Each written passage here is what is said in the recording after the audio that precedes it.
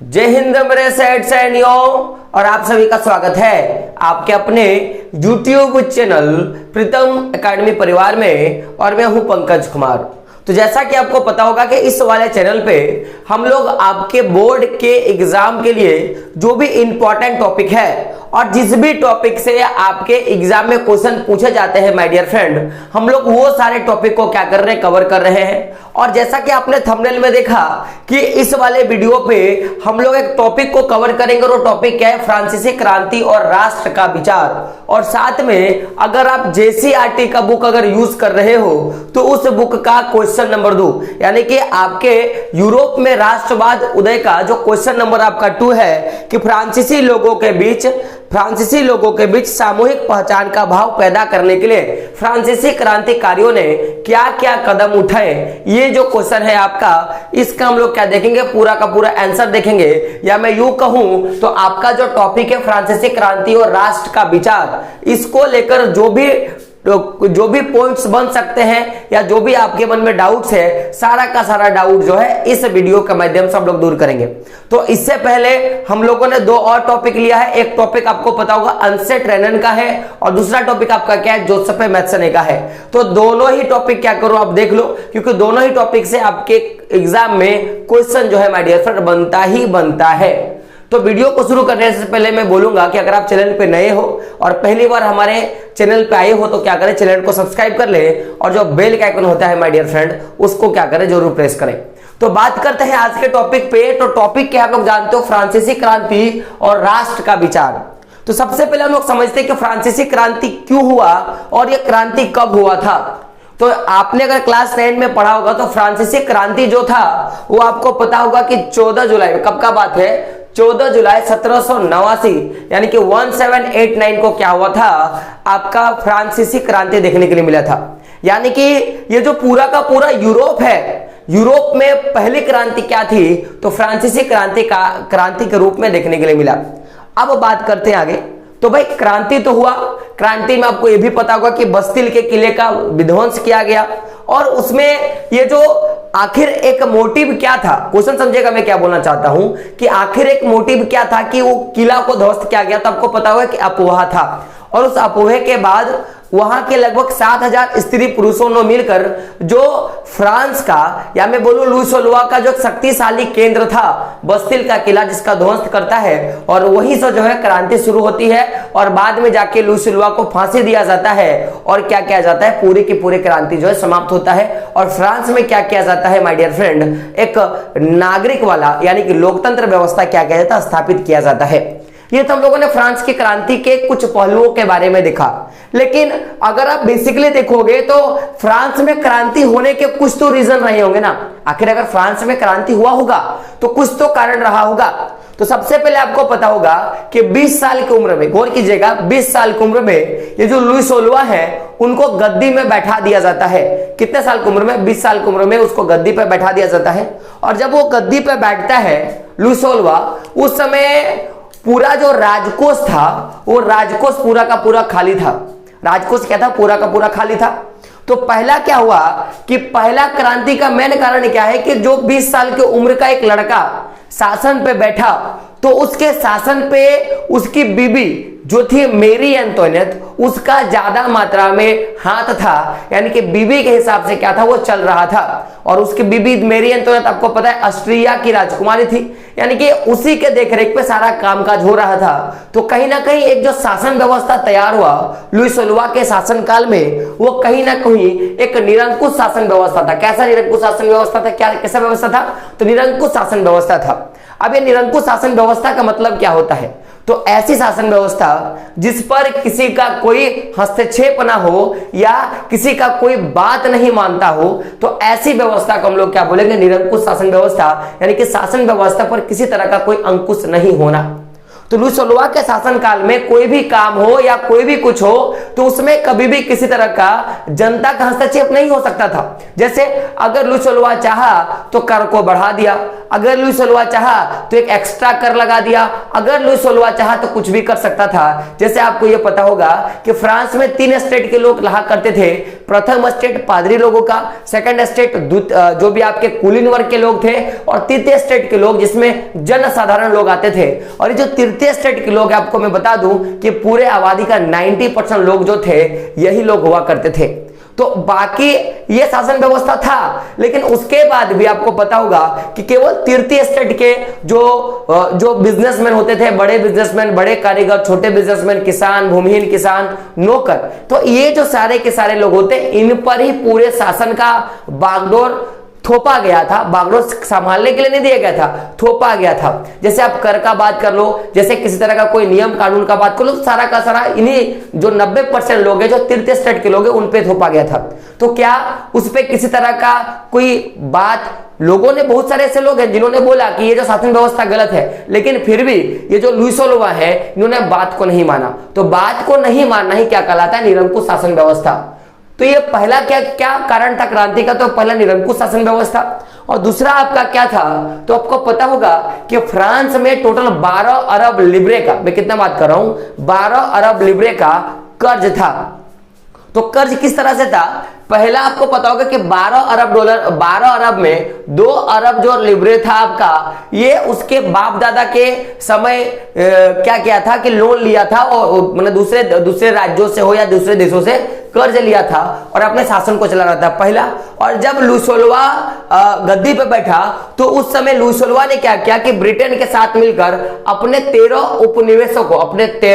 उपनिवेशों को छुड़ाने के लिए क्या किया था कि भाई लड़ाई लड़ा था। और लड़ाई लड़ने के लिए पैसे की खर्चे हुई थी, और लगभग उस युद्ध के लिए लुई सोलवा ने 10 अरब लिब्रे का क्या किया था और कर्ज लिया था। तो कुल मिलाकर 12 अरब लिब्रे का क्या हो गया था? कर हो गया था। यानी कि राज्य पर 12 अरब लिब्रे का क्या हो गया था? कहीं ना कहीं एक तरह का कर्ज हो गया था। तो ये एक कारण था। और दूसरा कारण क्या था कि ये जो कर्ज हुआ था उस कर्ज में क्या था कि टोटल 10% का ब्याज जो है लुई सोलवा को लग रहा था। 10% ब्याज क्या लग रहा था? और 10% ब्याज जो है लुई सोलवा को लग रहा था।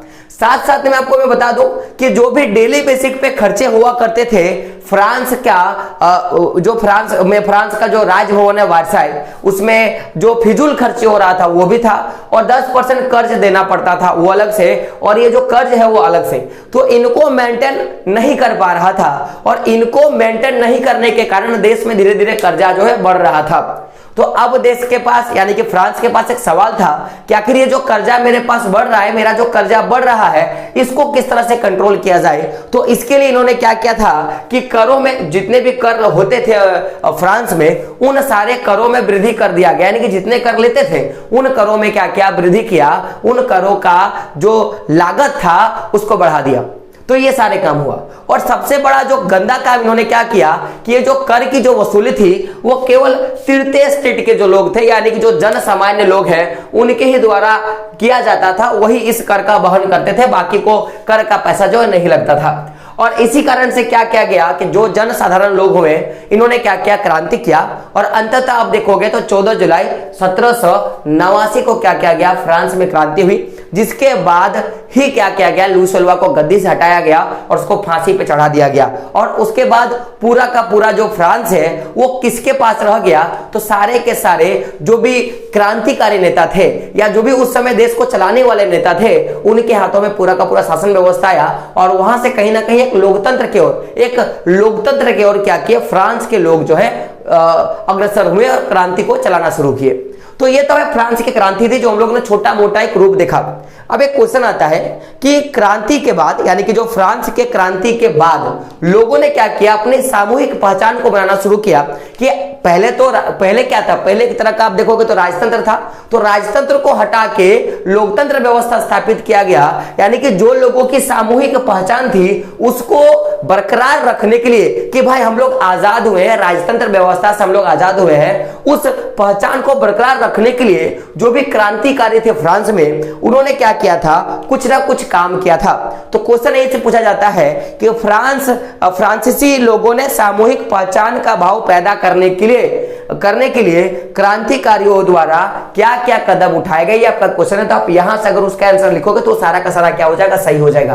क्वेश्चन पूछा जाता है फ्रांस की क्रांति के मुख्य कारण क्या क्या है, तो मैंने यहाँ पे कारण जो है लिख दिया, क्योंकि आपके इस बार के बोर्ड के एग्जाम में पूछा गया था कि बताइए फ्रांस की क्रांति कब हुई और क्रांति के क्या कारण है, तो मैंने आपको यहाँ पे बता दिया। अब हम लोग बात करते हैं सामूहिक पहचान के बारे में, तो क्या क्या हुआ। तो क्रांति के बाद सबसे पहले क्या किया गया कि दो मुख्य विचारों का मैं बात करूंगा। एक विचार आपका क्या था, एक विचार आपका था पितृभूमि यानी कि ला पात्रे, और एक क्या था, नागरिक यानी कि ला कॉस्टिनी यानी कि सिटीजन, आपको ला सिटीजन। तो एक आपका क्या था, ला पात्रे, दूसरा क्या था ले सिटीजन। इसके अंतर्गत क्या किया गया, संविधान के अंतर्गत, किसके अंतर्गत, संविधान के अंतर्गत इन सारे विचारों का समावेश किया गया।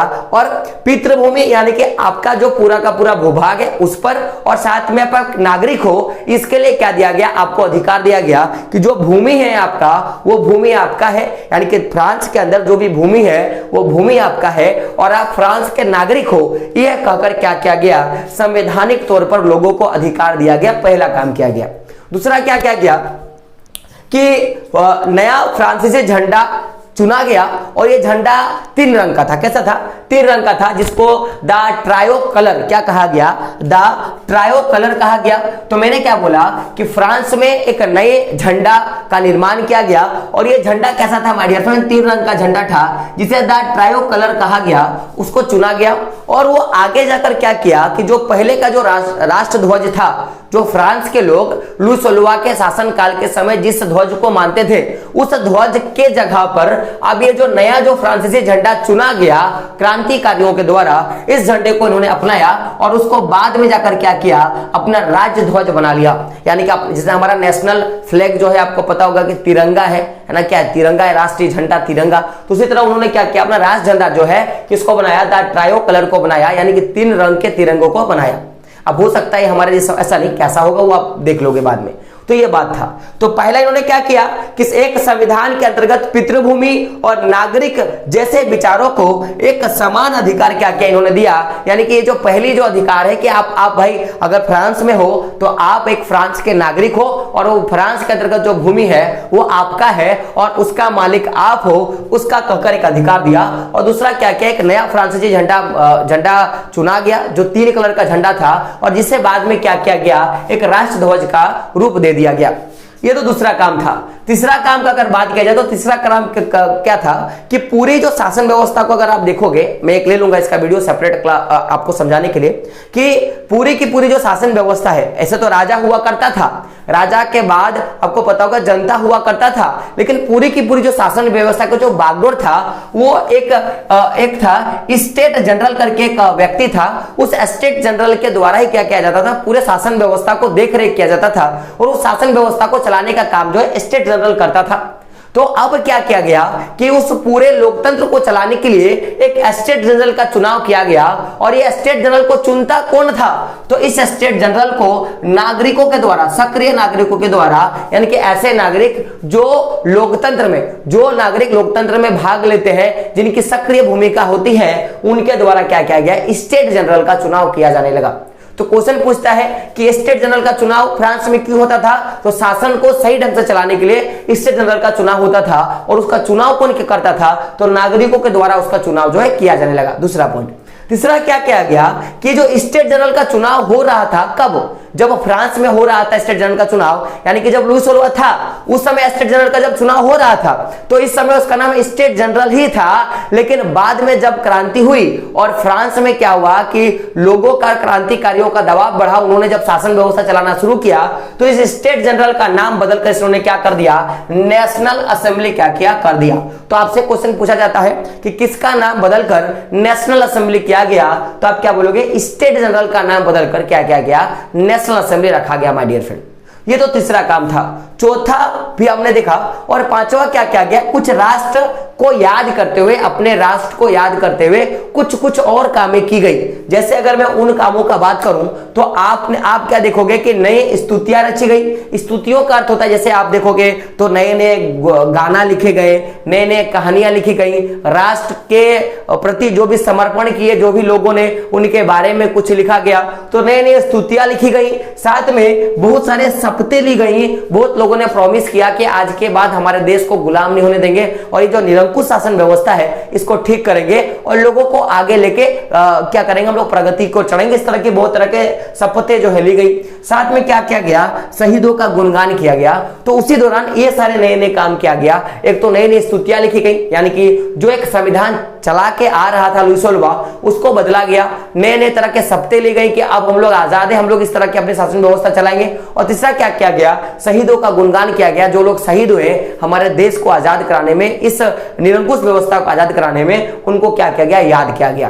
तो इतनी सारी कामें हुई। साथ में क्या एक काम होता है, ये काम मेरे लिए लगता है कि सबसे इंपॉर्टेंट काम था फ्रांस का, और वो काम क्या था कि एक केंद्रीय प्रशासनिक व्यवस्था लागू किया गया। एक केंद्रीय प्रशासनिक व्यवस्था लागू किया गया, यानी कि पूरे देश को चलाने के लिए एक ही कानून व्यवस्था लागू किया गया। ऐसा नहीं कि देश में, जैसे एक देश में अगर 5 राज्य है तो कुछ राज्य में कुछ शासन व्यवस्था होगा, उसके अगले राज्य में कुछ शासन व्यवस्था होगा, तीसरे में कुछ होगा, ऐसा नहीं। इन्होंने क्या किया कि पूरे देश में एक कानून व्यवस्था लागू किया।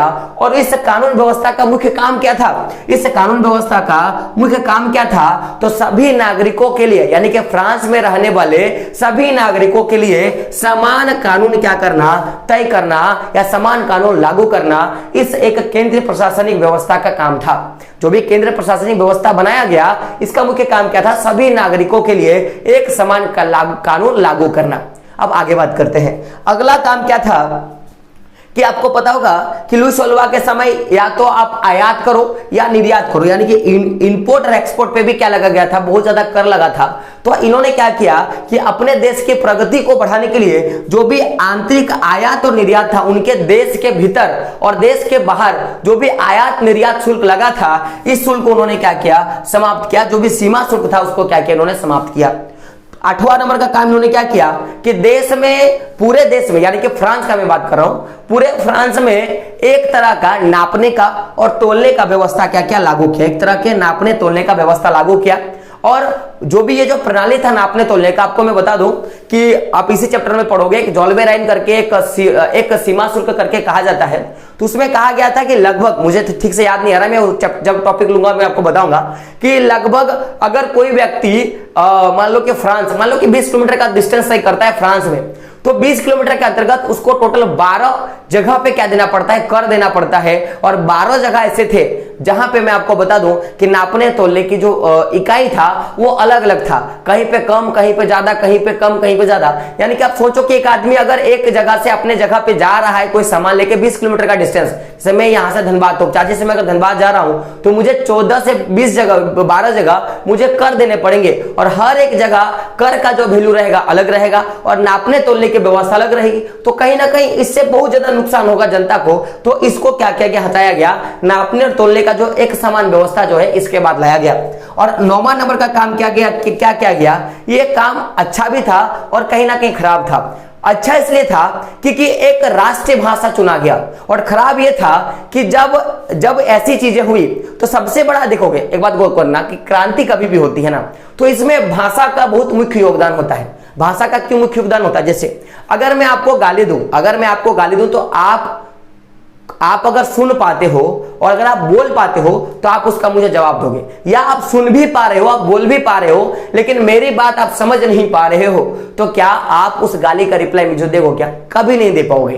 तो यानी कि अगर पूरे देश में एक भाषा चलेगा, सुनना जोर से, अगर पूरे देश में एक भाषा चलेगा, जिस तरह क्रांतिकारियों का मानना था कि अगर पूरे फ्रांस में एक भाषा चलेगा, तो यानी कि अगर कोई लोग शोषित हो रहे हैं तो अपनी व्यथा जो है वो दूसरे को सुना पाएंगे। और पूरे देश में चूंकि एक भाषा चल रहा है, तो जिस लोगों ने अपने व्यथा को सुनाया, तो सेकंड पार्टी जो सुनेगा वो उसके व्यथा को समझ पाएगा और जो भी उसका प्रॉब्लम है उसको क्या कर पाएगा, दूर कर पाएगा माय डियर फ्रेंड।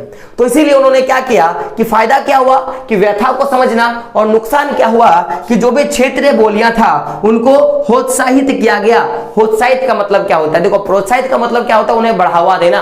और प्रोत्साहित का मतलब होता है उनको बढ़ावा नहीं दिया गया, उनको निराश किया गया। तो क्या किया गया? क्षेत्रीय बोलियों को प्रोत्साहित किया गया। और जो उस समय फ्रांस में जो फ्रेंच भाषा लिखा और पढ़ा जा रहा था, उसी को क्या किया गया?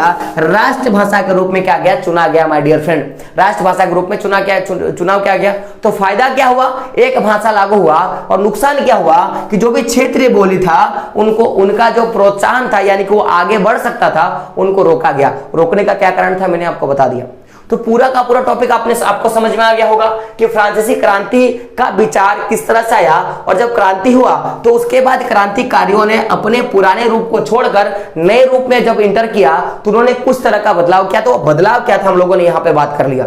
अब आप समझिएगा, एक इसके बाद एक टॉपिक है, वो टॉपिक है आपका जैकोबिन क्लब का। तो मैं थोड़ा आपको मैं बता देता हूं। और जब मैं इसके बाद नेक्स्ट जब टॉपिक का वीडियो बनाऊंगा तो मैं जैकोबिन क्लब पे भी मैं आपको कुछ ना कुछ भाषण जो है मैं करके जाऊंगा।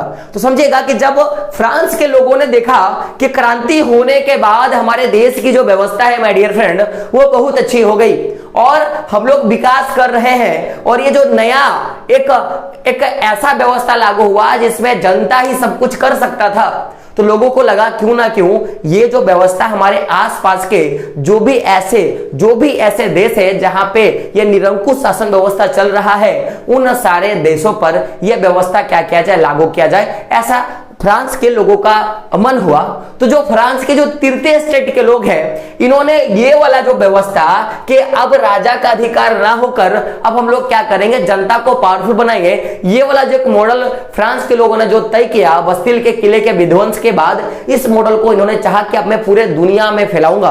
तो इस पूरे दुनिया को फैलाने के चक्कर में इन्होंने क्या किया, बहुत सारे अलग अलग देशों से कुछ लोगों ने एक संगठन बनाया और उस संगठन का नाम क्या था, जैकोबिन क्लब, जिसका मुख्य काम क्या था, फ्रांस में जो क्रांति हुआ, इस क्रांति के कारण जो परिणाम हुए, उस परिणाम को फ्रांस के हर एक क्षेत्र तक पहुंचाना और बाकी जो फ्रांस का जो पूरा फ्रांस के बाद जो भी अगल बगल के जो शहर है, यानी कि फ्रांस और अगल बगल के जो भी राज्य देश है उनको मिला दिया जाए। जैसे अगर आप भारत को मिला दोगे, पाकिस्तान को मिला दोगे, चाइना को मिला दोगे, बांग्लादेश को मिला दोगे, तो क्या बनता है, एशिया बनता है। उसी तरह फ्रांस के अगल बगल के इटली, जर्मन जो भी कुछ है, सबको अगर आप मिला दोगे तो आपको क्या क्या क्या दिखाई मिलेगा, यूरोप। तो पूरे यूरोप में क्या करना माय डियर फ्रेंड, राष्ट्रवादी भावना का विकास करना, यह किसका काम था, जैकोबिन क्लब के सदस्यों का काम था। तो जैकोबिन क्लब का उसके बाद क्या होता है, उदय होता है। और फिर जैकोबिन क्लब के बाद आपको पता होगा नेपोलियन का पार्ट आता है। और नेपोलियन क्या करते हैं, जब वो राजा बनते हैं, जब वो स्टेट जनरल बन जाते हैं, उसके बाद उनके द्वारा कुछ बदलाव किया जाता है। तो अगले टॉपिक में उन बदलावों के बारे में और साथ में हम लोग किसके बारे में देखेंगे, तो जैकोबिन क्लब के बारे में हम लोग देखेंगे माय डियर फ्रेंड। और उसके बाद ही हम लोग आगे टॉपिक को और बढ़ाएंगे। और आई होप टॉपिक आपको समझ में आ गया तो एक लाइक करना है, कमेंट करना है और अपने दोस्तों तक क्या करना है, वीडियो को शेयर करना है। दोस्तों मिलते हैं अगले वीडियो में, तब तक के लिए जय हिंद, जय भारत और आपका दिन शुभ हो।